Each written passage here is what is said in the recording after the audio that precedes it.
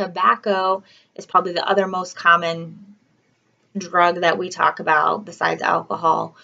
Um, in your book, it gives you a little bit of the history, some of the early medical uses that we had for it. It talks about the French physician that used it, and then it kind of just moves into um, how the use of tobacco spread, and a lot of it came from the Spanish and Europe and all the different um, trading we had going on. Um, the Spanish tobacco is one of the ones I talk quite a bit about in your book. Um, and then again, it mentions, how the English colonies, it was such a good profit for them that, we started planning it. Our colonists started planning it here so we could be a part of that. Make sure you know kind of a little bit of the different breakdowns. You've got the snuff, chewing tobacco. They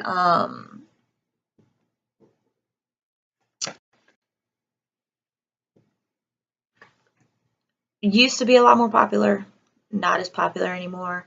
Kind of transitioned from that into cigars, which cigars are still pretty popular, but you don't. It's not something you see somebody usually doing all the time. A lot of people who smoke cigars, it's like they do it in a special occasion or something like that. And then obviously you've got cigarettes, which is what we typically, for the most part, talk about now. Although now you get into talking about electronic cigarettes, vaping, things like that.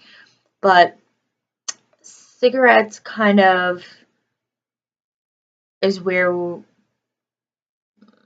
we start talking about things like the Camels and stuff like that, which were when we kind of first started talking about Turkish tobacco.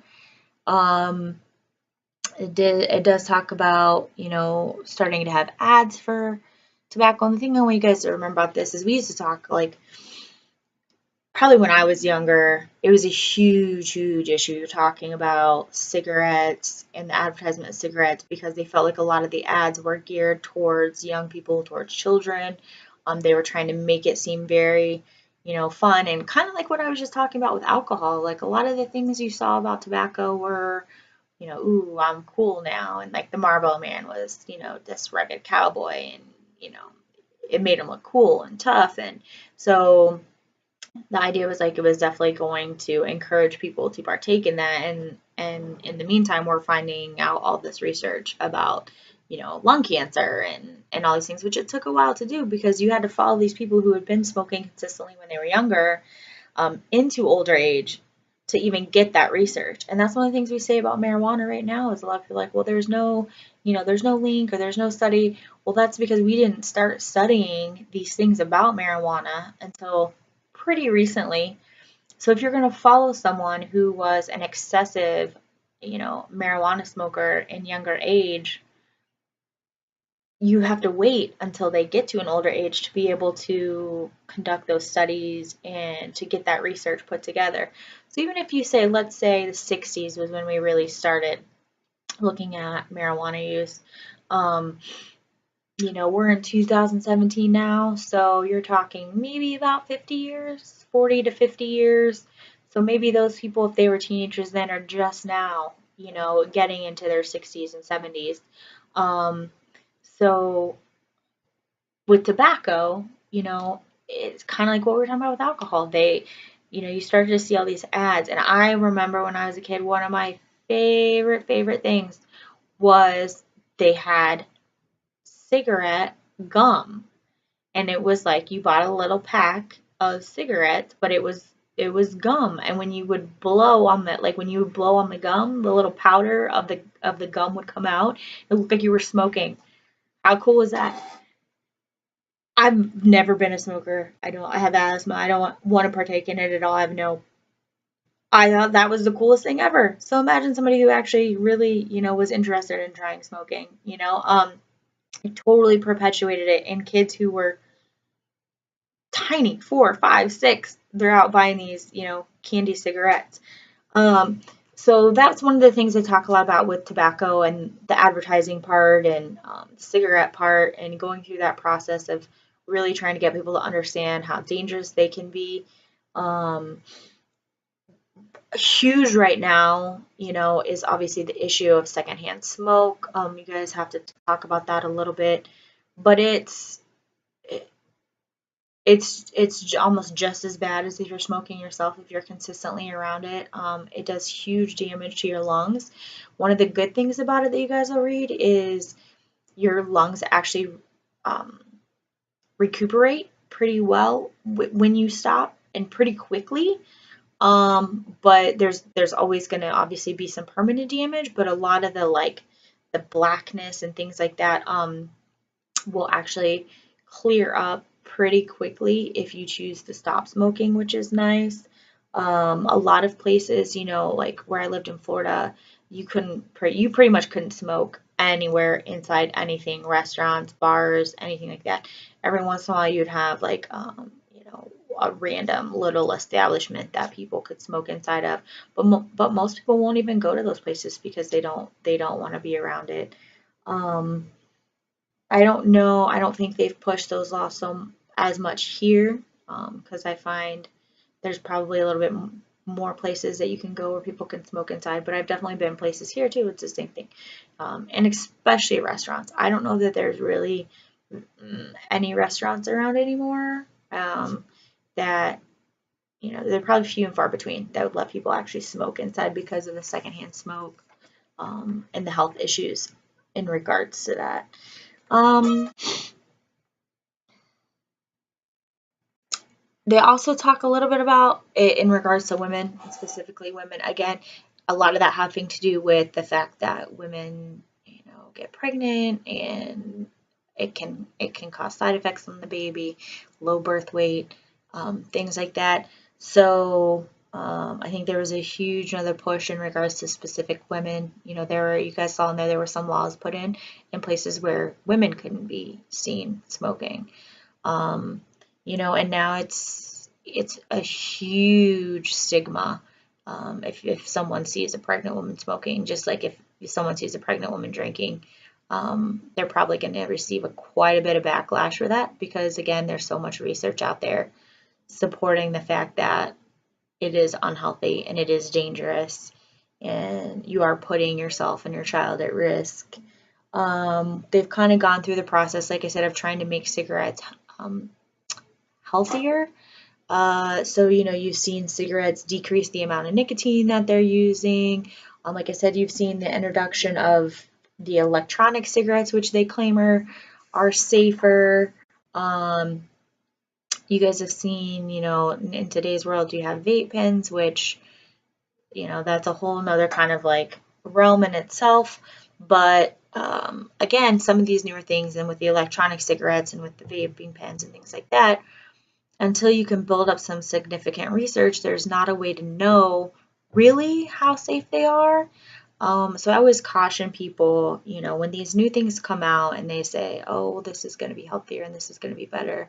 And a lot of times people just take their word for it or whatever. But you got to remember, it takes time to find research and for some of these things to come out, and it might not be the best idea to take your chances. Smokeless tobacco. So again, you got moist snuff. Huge issue with that obviously is like oral cancer, especially in your mouth, your tongue, your esophagus, anywhere in your upper digestive area. So a lot of people have also backed off of that. It is definitely more common, I think, in like the Midwest and people or in certain type of, communities. You used to see a lot of people in like the farming community that participated in it. Again, as more and more research comes out, I think people are, starting to back off of that a little bit. Cigarette sales have dropped pretty significantly. If you look, I want to say they kind of peaked in 60s and then kind of peaked again in the 80s, and then it's been a pretty consistent drop, which again, a lot of that comes from research, and we are kind of as a society pushing people to live in a healthier, live a healthier lifestyle.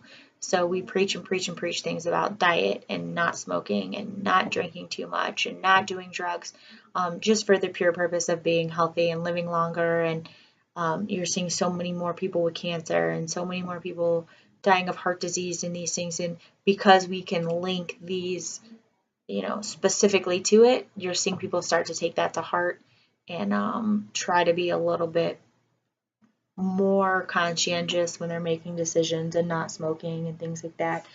Um, hookahs is something a little bit newer too. You're starting to see a lot of places where you can go in and smoke hookahs. Um,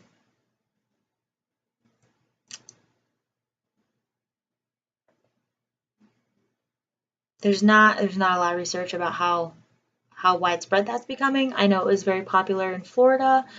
I don't know what the situation here and how much people, participate in that. But again, we mentioned the secondhand smoke. We mentioned smoking in pregnancy.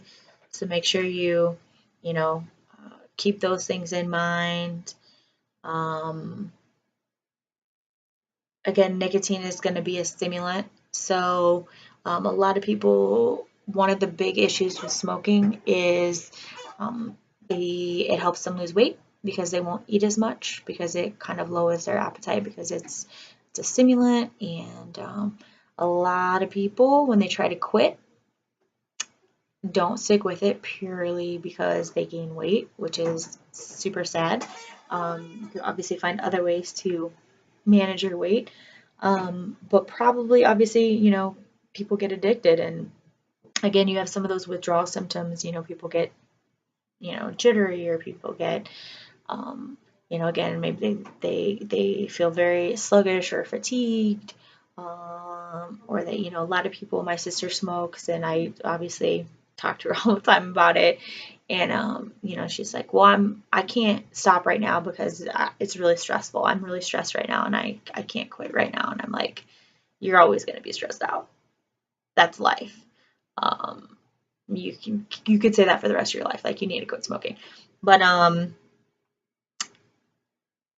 another big thing is people who smoke a lot of times get conditioned, classical conditioning, and they basically learn in certain situations that they typically smoke in. It's going to become conditioned in them, and their body is actually physically going to respond a certain way when they're put in that situation, which will make them crave that drug even more. So let's say every time you get in a car, you smoke a cigarette. If they try to stop, when they get in the car, it's going to be 10 times harder because getting in the car has become a conditioned stimulus, and their body will actually start to physically respond like they're going to get the drug. But then when they don't, it's an even more intense, withdrawal type situation. So they are going to crave it even more, and they're going to want it even more because they're used to having it in that situation. So it's very difficult in that sense to stop, and now you've got patches, and you've got gum, and you've got all kinds of things that you can try to use to help, which is good. We talked about lung cancer. Make sure you know emphysema too. Emphysema it's a problem with your alveoli and being able to take in enough, oxygen and things like that. So it's hard for those people to catch their breath, which is also a huge side effect of smoking. So again, just make sure you keep in mind. Also, very addicting. We know it's linked to a lot of, emphysema, lung cancer specifically. But like I said, remember, especially for the people that are around you that you're trying to convince, if people stop, they're going to see some health benefits right away. which is nice. And just remember, it's going to be very difficult for those people to stop, especially in certain settings or certain situations. So those might be things you're aware of, or maybe you can even talk to them about and say, hey, listen, if you always smoke when you're in your car, that's going to be the hardest time. So let's like make a plan. So when you're in your car, maybe you need to have candy with you, or anything to help those specific situations where it might be harder for that person to stop smoking.